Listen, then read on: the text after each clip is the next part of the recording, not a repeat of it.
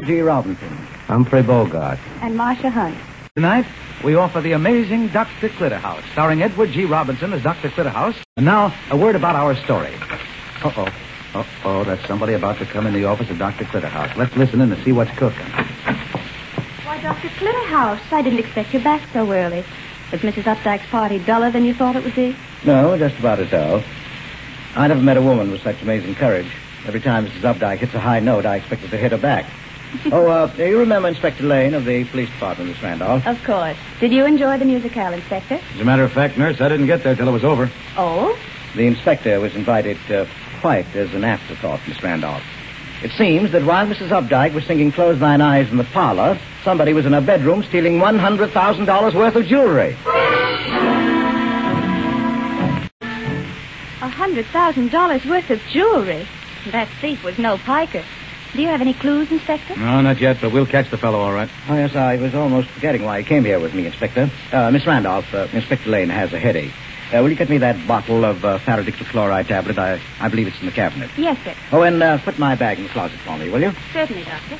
I hope your pills will fix me up. I haven't had a good night's sleep in weeks. Well, these robberies are getting on your nerves, Yeah, this Updike affair is the fourth in the last month. All obviously done by the same man, too. Yes, you have no idea who the crook is. No, not yet. But he'll make a mistake. They all do. Well, what kind of a mistake do you think he'll make, Lane? Is this that hobby of yours again? The medical approach to crime? Well, someday criminologists will thank me for that hobby. But I would like to know, what kind of a mistake are you hoping for? Well, it'd be nice if he went to the wrong fence. Fence? Oh, yes, receiver, you mean, Yeah, the guy who buys the hot stuff. Oh, yeah. If he picks the wrong one, that'll be the end for him because I know them all. From the double-crossing petty larceny guys right up to Rox Valentine. Rox Valentine. What an interesting name. Yeah, Rox is the big boy. We've never been able to get much on him. Rox Valentine, huh? Well, sounds like a pretty clever fellow. Here are the sleeping pills, Doctor. No, thank you. Anything wrong, nurse? No, nothing. Oh, you look a little upset. Well, this is the paradictyl-chloride, all right. Found it in the cabinet, No, Doctor. It was in your medical bag. You, opened my bag? Yes, Doctor. Well, Lane, these should do the trick. Just take the dose prescribed on the bottle. Only half a tablet? Well, that's all that's given as a sedative. In larger quantities, paradictyl-chloride is a deadly poison. Oh. Okay, Doctor, and thanks. Say, this crook would make swell material for your book. When we get him, I'll invite you down. Oh, I'll be there, all right. So you opened my bag, Miss Randolph. Yes, Doctor. Rather glittering array of equipment in that bag. What you think? Yes, Doctor. Well, did you see any, medical supplies you'd care to wear? Dr. Clitterhouse, you stole those jewels. They are the proceeds of my fourth burglary. You deliberately committing a robbery. 4 robberies, Miss Randolph. Don't talk as if I were a beginner. But what can you possibly want with all that jewelry? Oh, I don't want it. Candidly, it's a nuisance. An unfortunate byproduct of my experiments. You're experimenting with criminals? Oh, yes, I have been planning a book on the medical aspects of crime for a long time now, Miss Randolph. My book will show how the nervous tension caused by crime changes the entire mental and physical makeup of the criminal. But you don't know any criminals. Precisely. And so I became a criminal myself. I planned a series of burglaries and went through with them. And as accurately as I could, I analyzed my medical reaction to each crime. Of course, it's merely a research in a rather unusual form. Well, let's shut up shop. I've had quite a busy day. Tomorrow I pay a little visit to Rox Valentine. A patient? No, a fence. Well, let's, what are you looking for, Miss Randolph? A sleeping pill. For me? No, for me.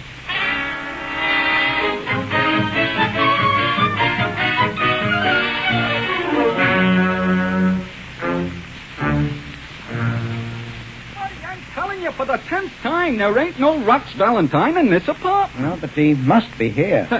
Hey, wait a minute. The Swede didn't send you here, did he?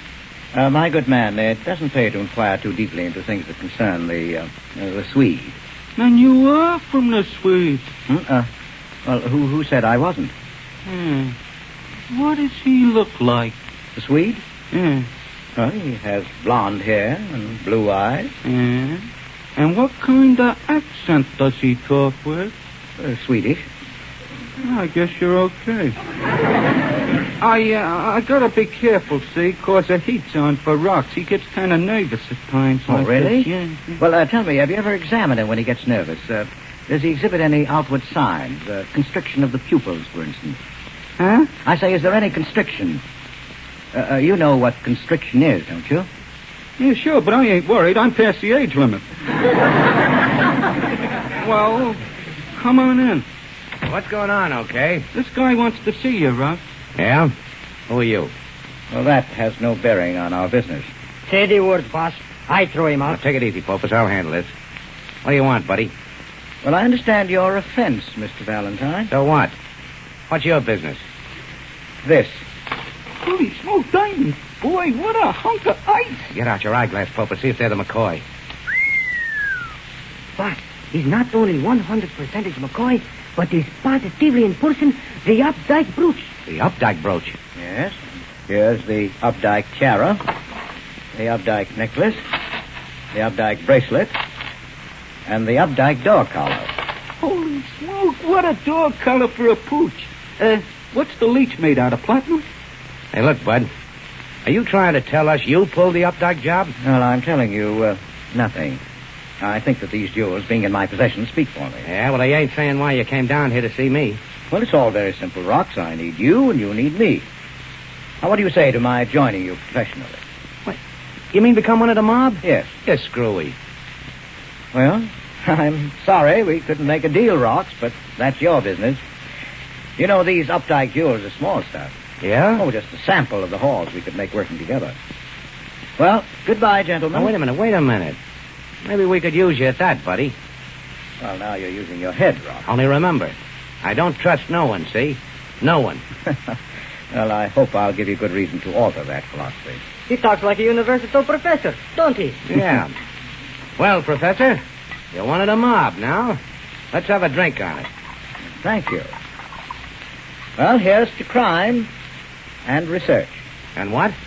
Never mind. Make it just to crime. Well, here I am, a member of a bona fide group of thieves. It's amazing, gentlemen.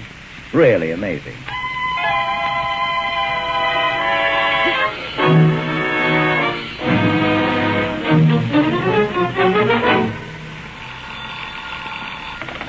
Dr. Clitterhouse's office. No, Inspector Lane, the doctor is still in Bermuda. I can't say. It may be months. Oh, your headaches have returned? On account of some robberies.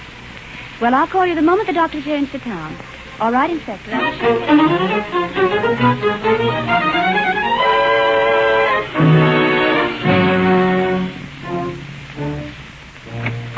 Hiya, Professor. Oh, hello, Rox.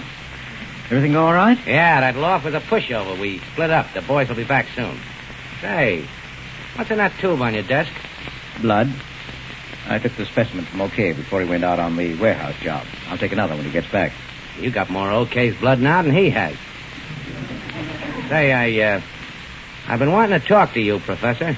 All right, Rox, what's on your mind? I don't like the way things are going lately. What's the matter? We've been successful enough, haven't we? That ain't it. I used to be the head man around here. I don't like the way you moved in, see?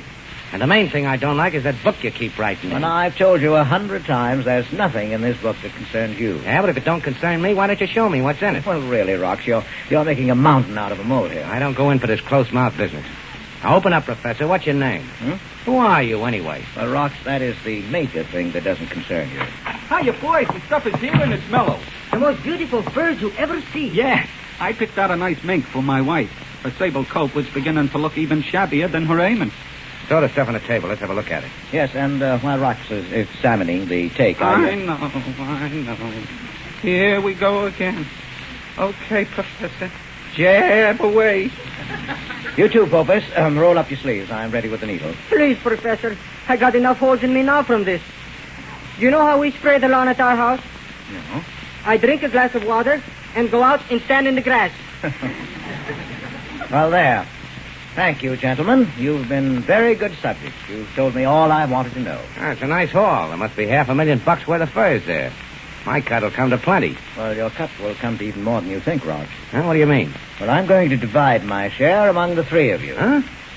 You mean you don't want no money from this job? Exactly. What's the idea? Seems kind of funny to me. Funny? is incomprehensible. Well, you see, gentlemen, it's a little farewell gift from me to you. Oh, so you're walking out, huh? Just like that, huh? Huh? Just like that. And taking your little black book with you. Oh, yes, indeed I am. Pardon me, Rox. I'd like to use the phone behind you. Thanks. Hello? Yes, I've decided. Well, tell Mrs. Gansford I'll see her in the morning. What? Yes, I weathered all storms, and I arrive home tomorrow for good. Yes, tomorrow, then. Well, goodbye, gentlemen. It's been very enlightening to have known you. So long, Professor. Happy days, sport. Thanks, fellows. And now that there are no hard feelings, Rock, Get out. very well. I'll see you in the medical papers, gentlemen.